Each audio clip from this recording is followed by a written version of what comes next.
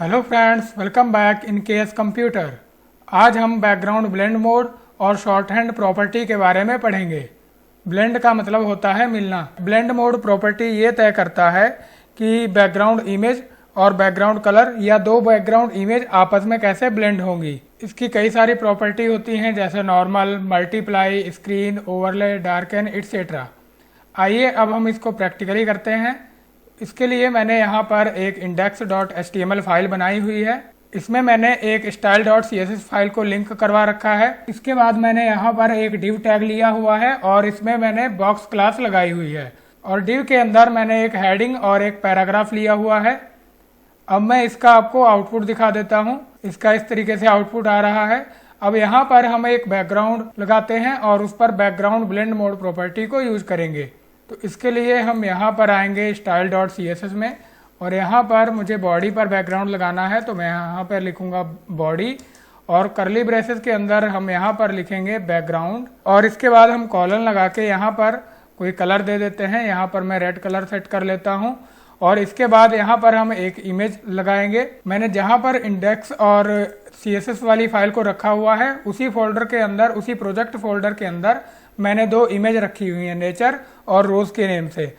तो मैं यहाँ पर इस नेचर वाली इस इमेज को मैं इंसर्ट करवा लेता हूँ। तो इसके लिए मैं यहाँ पर URL में मैं लिख दूंगा nature.jpg और यहाँ पर हम सेमी कॉलन लगाएंगे। इसके बाद हम यहाँ पर बैकग्राउंड रिपीट इसको कर देते हैं हम नो रिपीट और यहाँ पर इसको सेव करते हैं और रिफ्रेश करेंगे।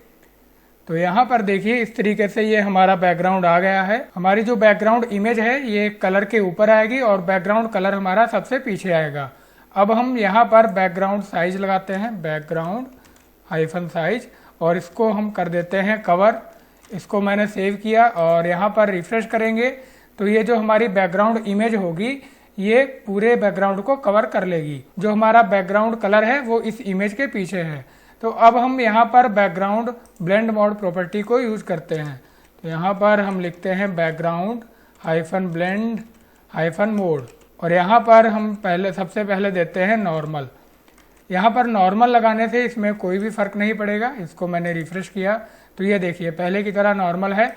अब हम इसमें देते हैं मल्टीप्लाई। इसको मैंने सेव किया और यहाँ पर अब हम इसको रिफ्रेश करते हैं तो यहाँ पर देखिए इसका ये इस तरीके से बैकग्राउंड हो गया है। जो बैकग्राउंड इमेज है और जो कलर है वो दोनों आपस में मिल गए हैं और इस तरीके से ये आउटपुट आ रहा है। इसके अलावा हम यहाँ पर डार्कन भी लगा सकते हैं, डार्कन। इसको मैंने सेव किया और यहाँ पर रिफ्रेश करते हैं तो डार्कन करने से ये देखिए इस तरीके से हो गया। और यहाँ पर हम यहाँ पर लाइटन दे देते हैं, लाइटन। इसको मैंने सेव किया और यहाँ पर रिफ्रेश किया तो ये देखिए लाइटन करने से ये थोड़ा लाइट हो जाएगा हमारा।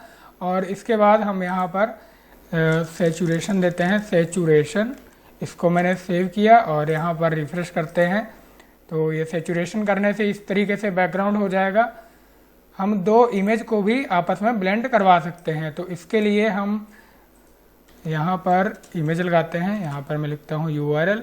यहाँ पर देखिए मैंने एक और इमेज रखी हुई है रोज नेम से, तो मैं इसको यहाँ पर लगा लेता हूँ। यहाँ पर मैं लिखता हूँ rose.jpg और यहाँ पर हम कॉमा लगा देते हैं। अब मैं इसको सेव करता हूँ और यहाँ पर रिफ्रेश करते हैं। ये देखिए हमारी जो इमेज है वो दोनों आपस में ब्लेंड हो गई हैं। यहाँ पर मैं सैचुरेशन को हटा के यहाँ पर मल्टीप्लाई यूज करके दिखाता हूँ, मल्टीप्लाई, और इसको मैंने सेव किया और यहाँ पर हम रिफ्रेश करते हैं तो ये देखिए मल्टीप्लाई करने से ये दोनों इमेज इस तरीके से आ गई हैं।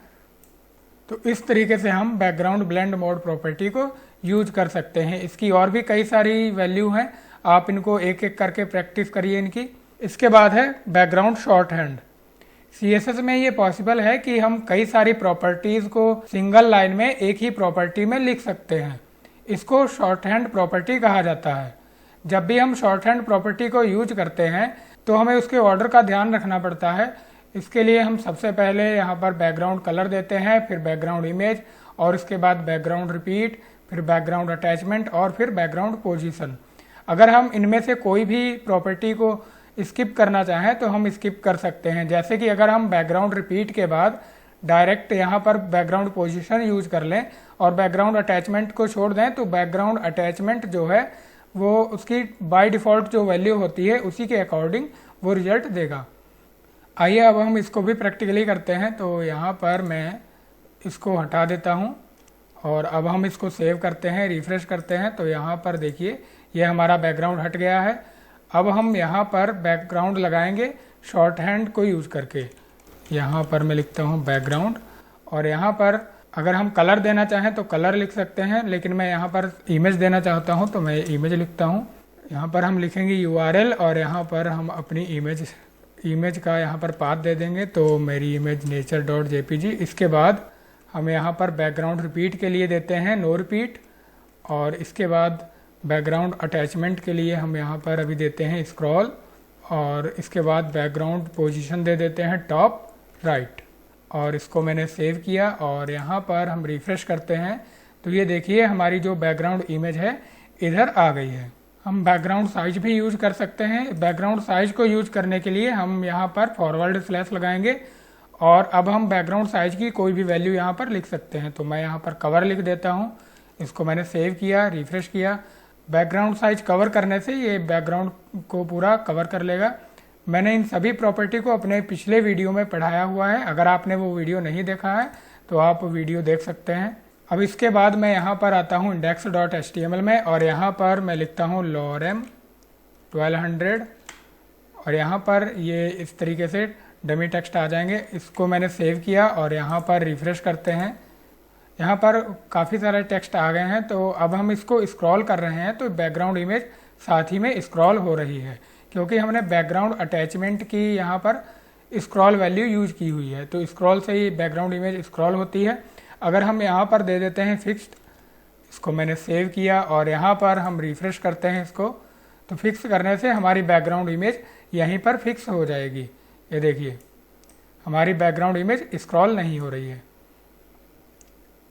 अगर हम यहाँ पर इसको फिक्स्ड को भी हटा दें, बैकग्राउंड अटैचमेंट की कोई वैल्यू यहाँ पर यूज नहीं करते हैं, तो ये बाय डिफ़ॉल्ट स्क्रॉल के अकॉर्डिंग ही यहाँ पर वर्क करेगी। इसको मैंने सेव किया और यहाँ पर रिफ्रेश करते हैं तो अब देखिए हम इसको स्क्रॉल कर रहे हैं तो बैकग्राउंड इमेज भी हमारी साथ ही में स्क्रॉल हो रही है। हम यहाँ बैकग्राउंड पोजीशन के लिए भी कोई भी वैल्यू यूज कर सकते हैं। जैसे मैं यहाँ पर यूज कर लेता हूँ सेंटर और कवर को हम यहाँ से हटा देते हैं, यानी बैकग्राउंड साइज की वैल्यू को हमने यहाँ से हटा दिया। अब मैं इसको सेव करता हूँ और यहाँ पर रिफ्रेश करते हैं तो ये जो हमारी बैकग्राउंड इमेज है ये लेफ्ट राइट और टॉप बॉटम से ये सेंटर में आ जाएगी इस तरीके से। तो इस तरीके से हम बैकग्राउंड ब्लेंड मोड और शॉर्ट हैंड प्रॉपर्टी को यूज कर सकते हैं। आपको ये वीडियो कैसा लगा आप कमेंट करके ज़रूर बताएं। मिलते हैं नेक्स्ट वीडियो में। Thanks for watching.